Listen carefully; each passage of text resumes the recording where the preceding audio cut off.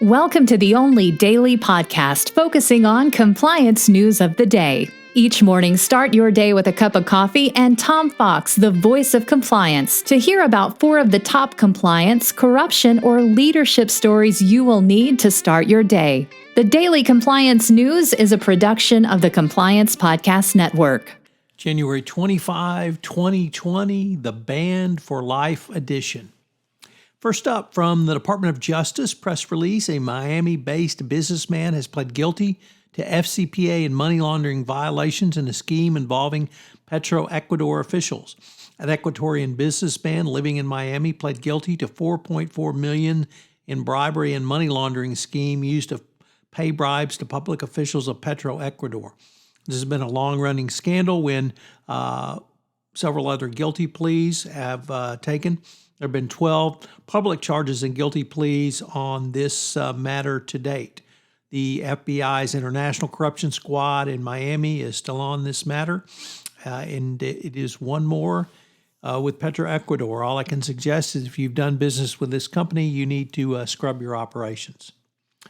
Next up, the U.S. has ramped up its pressure on Tehran by engaging in a secondary boycott by blacklisting foreign companies allegedly supporting Iran's petroleum sector.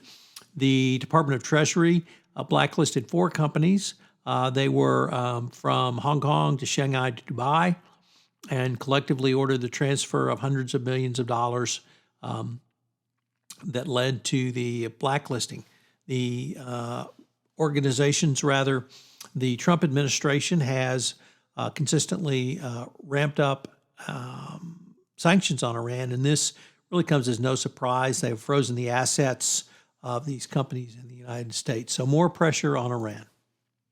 From Goldman Sachs, they are demanding that companies have at least one diverse board member, that they are not going to invest or rather take companies public unless there's one diverse board candidate with a focus on women.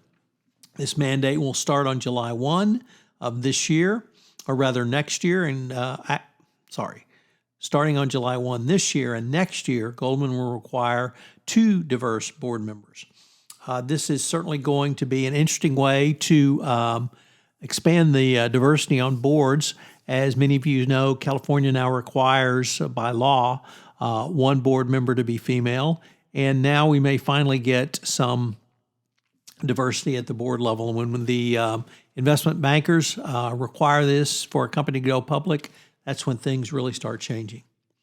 And finally, in really a stunning announcement, John Stump, the former Wells Fargo CEO and who led the company to its just horrendous fraudulent account scandal, was fined $17.5 million and has been banned for life from the banking industry. The fine is the largest to date. However, regulators are seeking the same prohibition against Carrie Tolstadt and a $25 million fine. She is fighting this, although it's unclear what the basis of this might be. Nevertheless, Stump and other senior executives at Wells Fargo agreed to these fines. Clearly, the scandal has damaged Wells Fargo immensely. Their stock price has really not taken a hit, but when your stock or your value is over $240 billion, a 5% hit is still a lot of money. Wells Fargo is still bleeding from this scandal, and the information that came out in the OCC filing was just damning in terms of the pressure put on Wells Fargo employees to meet their goal of 8 accounts for every customer without any relationship to reality.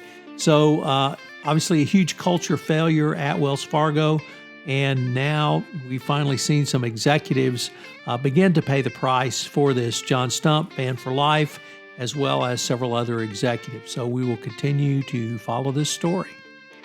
I hope you will enjoy this weekend. I hope you will check out the Sunday Book Review, which will come out on Sunday, January 26th. And that please be advised that the Sunday Book Review has its own iTunes channel now if you're checking it out on iTunes. The Daily Compliance News is a production of the Compliance Podcast Network and a proud member of C-Suite Radio. Thanks so much for listening.